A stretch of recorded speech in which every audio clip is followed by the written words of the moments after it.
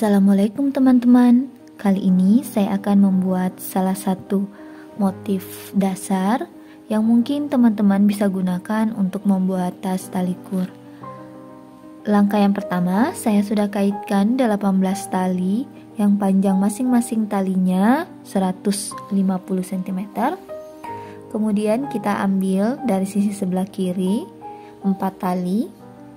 Lalu kita membuat simpulnya. Yang pertama, tali yang di kanan kita taruh di atas 2 tali ini, di sebelahnya seperti ini.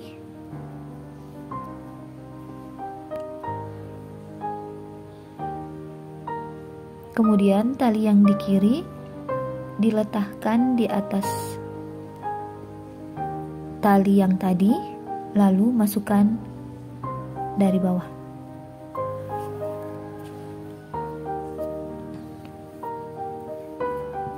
Dirapikan, lalu tali yang di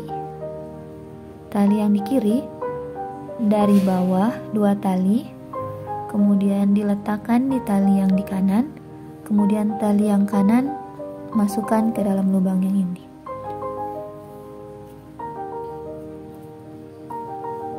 Seperti ini, lakukan sampai di ujungnya.